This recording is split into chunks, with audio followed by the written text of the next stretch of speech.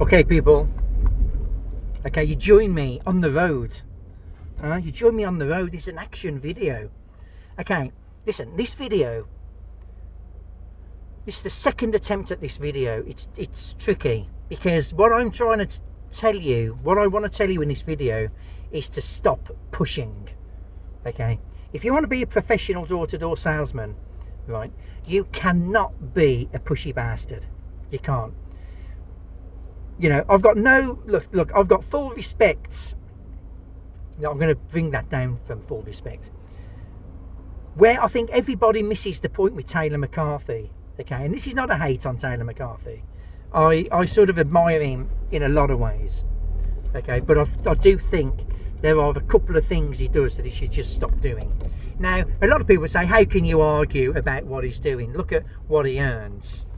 You know, but remember, in solar, the commissions are quite big on solar. You know, when I was selling pay TV subscriptions, I would get $180 a sale. Okay, so you get 10 of them a week. That's $1,800 a week, and there would be bonuses along the way, and there would be regional trips on the way where you would earn $5,000 in that week. You know, so across the year, I would still earn $2,000 a week. You know, which ain't to be sniffed at, and that is not even pushing hard. Okay, so what my rule was, you've always got to start a sale with a not interested. Like 80% of the time, at least, you will start a sale with a not interested. So you still have to be able to combat that, even if I'm saying don't be pushy, right? I'm not saying just walk around there trying to find the people that are just open to a conversation, and they are out there, but you will only find one or two of those a week. You will. I've got another method for getting an extra sale without having to work for it. Some of you might have figured that out, but I will talk about that in another short video. Right, here was my rule of thumb, and it was maybe it's a personality thing, who knows, right?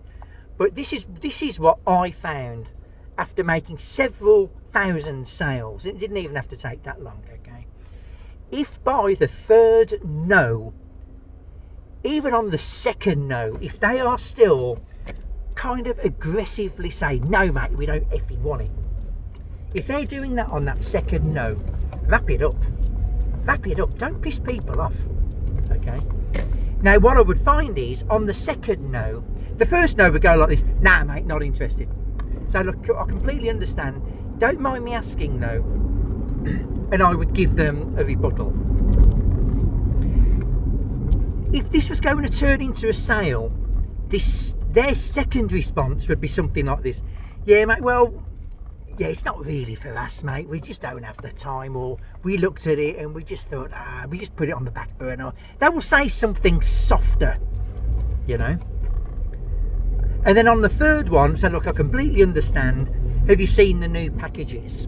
Something like that. It could be a solar package, you know, the new solar product, okay, as it pertains to the battery and the panels and the inverter and all of that. Okay, with what I was doing, Foxtel would change the packages, you know, to make them more affordable, give you different options, play around with it more. They introduced new technology. So, you know, have you seen the new IQ box? Now, on this third one, because their second rebuttal was softer, you're like, well, the third one, they should be quite amiable to having a conversation with me. But you don't want to have a conversation there. You want to try and get in onto a full presentation, okay? So what I would do, I would say, look, have you seen the new packages? And I would hand them my laminated presenter, and it got icons of all the channels. There's about 60 channels there, and I knew those channels inside out. And I would talk very excitedly, right, about these channels, about the sport that he can watch, about all the on-trend channels, the cartoons for the kids, the documentaries for the kids, the reality TV, the cookery channels, the gardening stuff, you know, cover it all. So in one broad sweep, even without really asking him his preferences, you've got it covered. And the other thing is, with this tactic, quite often you can see that they've got a 60-inch telly in the living room. Okay, so you know they're into their telly if they've got a 60-inch TV in the room, right? There's lots of things you can presume. So that third rebuttal for me, I'm trying to roll into a presentation, and I will spend at least 30 seconds, maybe a minute, absolutely blowing them away. I'm a walking, talking advert at this point, right? I will show them a remote. I'll pull a remote control out of my bag or something like that. Really get them warm and fuzzy. Try and get some agreement during that presentation, okay? And then what I would do, if I'm thinking, crikey, this guy wants it, you just know that they want it. Once you've made a few sales, here's the thing, right? If you're the guy, you're making regular sales, but you're not in that top 10%. You're sort of earning, you might be out earning what might be considered to be an average wage, right? But you're not in that top zone yet, right? But you're earning enough to sort of keep yourself happy with what you're doing, and you want to progress. At that stage, you would have made enough sales to be able to read the room of a cold call, right? So at that point, once you've presented well enough and you're getting some agreeable, and you're getting some agreements and some right questions coming back at you, where you can tell, look, here's the thing, if someone's asking about the length of a contract, they're interested, right? If someone's asking about the tech, they're interested. When people aren't interested, they don't ask any of these questions where it sounds like they're now inquiring, this could be a possibility. Well, how does this work? How does that work? When they ask those questions, they're interested, okay? So when you've been blowing them away with this presentation and they're like, yeah, you can just roll into a close. All right, John, well, look, we've got installations happening in a couple of weeks' time. When are you guys around? The morning's better for you, or the afternoon's better for you? As soon as they answer that, right, you've got them. You can just start filling out your application form. It's that simple.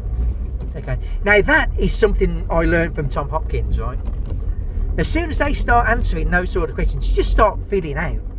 That's the one piece of Tom Hopkins I thought is 100% applicable to door-to-door. But I will make another video about my thoughts about Tom Hopkins and door-to-door. I know Taylor McCarthy is trying to take the mantle, but I think that's all he is doing. I don't actually think Tom Hopkins is as applicable to door-to-door. But I will go into greater detail on another video. But look, here's the thing. I've shadowed enough pushy bastards, and yes, I've seen them get the sale, but I'm just like, oh, it's too bloody pushy. All you do is give us a bad reputation. That's all you do. And yes, you do earn yourself more commissions, and you do earn the company more money. But trust me, if every single person in my sales team was able to make 8 sales a week, every single one, the company that I work for would have been absolutely over the moon.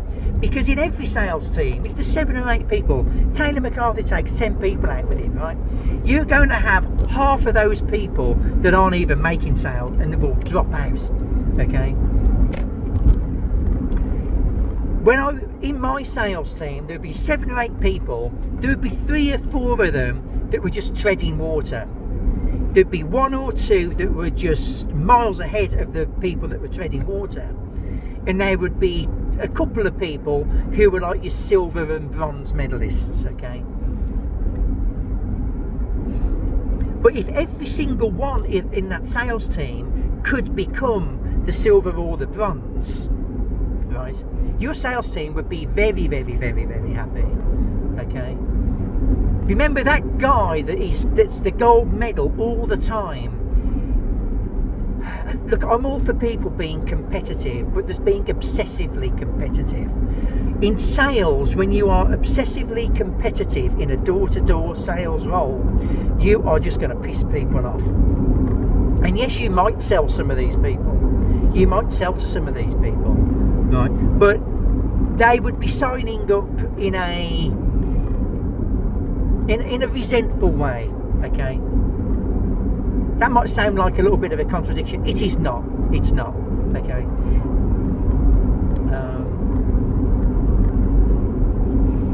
But don't lie. I see this with Taylor McCarthy. He doesn't completely lie, but when it's too competitive, you will fall into bad habits, right? And what Taylor McCarthy does when people sort of moan at him because he's knocking on the door, he will say, yeah, upper management want us to do it. I kind of think it's weird myself. He shouldn't say that. He should not be saying that. He loves the door-to-door gig. He loves it. And when you're making sales on door-to-door consistently, it's a very fun thing to do. Okay? It's an absolute roller coaster, you know. I've had days where I've punched the air in jubilation because I've had a great day, and it's just flowed. It's been brilliant, and I've had hundreds of days like that. Okay. When people moan at you because you've knocked on their door, just apologise. Now, Taylor McCarthy is good. Listen, I'm sorry. Look, I didn't mean to be disrespectful. Just leave it at that. Don't say I didn't mean to be disrespectful. The upper management want us to do it. I think it's kind of weird myself. Don't say that. You know, I used to have people moan at me. They're saying, "What time of bloody evening do you think it is knocking on a door like this? It's dark." And I would say, "What time is it?" And he goes, "I don't know." I goes, "Well, what are you moaning about then?" I guess just because it's dark, it could mean it's early, you know. And I would just have a bit of fun with them. Right? Don't friggin' lie. Don't lie. You don't have to lie, guys. But this is the problem when it is overly competitive. Right? People start crossing the line. When you find yourself crossing that line, you just need to stop, pause, recalibrate yourself. Okay. But follow this methodology. 3 no's if they are still rude, stonewalling you, giving you the cold shoulder hard after 3 no's. Just forget it. Forget it. Just forget it. You will still make a very good living for yourself. Okay? You will still make a very good living for yourself. I remember I had 3 or 4 months, might have been 4 months on the roll, where I was earning over 10 grand a month. And a friend of mine couldn't believe it. He couldn't believe it. 10 grand a month. I was out selling a friend of his, who was a sort of a colleague of mine, a friend of a friend. He was in real estate. I was out selling him. Okay?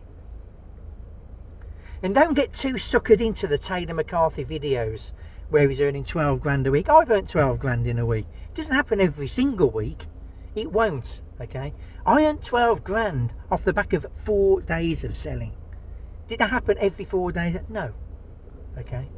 You want a good average that's a damn sight better than the job that you would normally be doing, right?